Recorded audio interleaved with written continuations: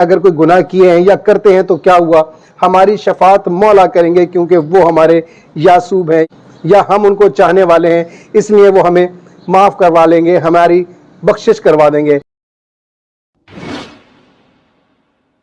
अस्सलामुअलैकुम।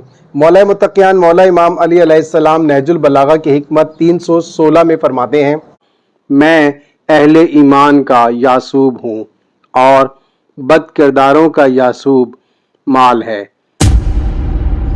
आप अलैहिस्सलाम के फरमान से ये बात तो वाज़े हो गई कि बद किरदार का यासूब कभी मौला नहीं हो सकते और अहले ईमान का यासूब कभी भी माल नहीं हो सकता।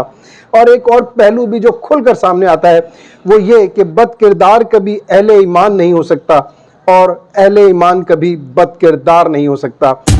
अब ये जो हमारी एक गलत फहमी है, इसका तो बिल्कुल सवाल ही पैदा नहीं होता कि बद किरदार कोई अहले ईमान हो या बद किरदार कोई ये सोचे कि हमने अगर कोई गुनाह किए हैं या करते हैं तो क्या हुआ, हमारी शफात मौला करेंगे क्योंकि वो हमारे यासूब हैं, या हम उनको चाहने वाले हैं इसलिए वो हमें माफ़ करवा लेंगे, हमारी बख्शिश करवा देंगे।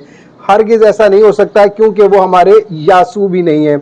आपने फरमाया कि मैं अहले ईमान का यासूब हूँ और बद किरदारों का यासूब माल है। आपने इन दोनों को अलग अलग कर दिया। आपके इस फरमान में यासूब का लफ्ज़ इस्तेमाल हुआ है। इस यासूब का मतलब होता है शहद की मक्खियों का सरदार, जिसे अमूमन हम ये कहते हैं कि शहद की मक्खियों की मलका, जबकि ये मलका जो होती है वो नर मक्खी होती है।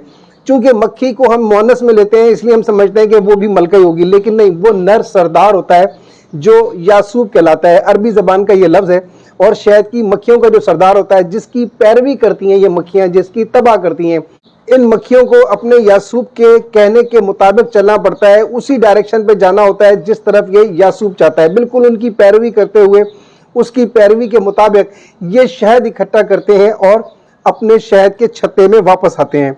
यहाँ पर यासूब जो सरदार होता है वो अपनी शहद की इन आने वाली मक्खियों के लाए हुए शहद को चेक करता है। अगर इसमें किसी भी किस्म की गलाजत या नजासत हो तो उस शहद को बाहर ही फेंक दिया जाता है और लाने वाली उस मक्खी के पर तोड़कर उसे मार दिया जाता है।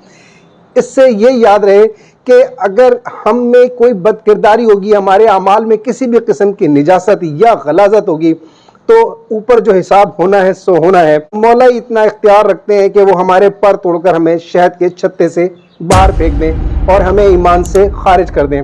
इसी तरह से वो लोग जिनका माल यासूब है, यानी वो लोग के जो माल को सब कुछ समझते हैं और उसी की पैरवी करते हैं और उस माल की वजह से बदकिरदारियां करते हैं, ऐसे लोगों का माल ऐसा यासूब है जो उनके ना यहाँ काम आएगा ना वहाँ काम आएगा। इसलिए कोशिश कीजिए कि अपने ईमान की हिफाजत कीजिए और अपने यासूब की पैरवी कीजिए।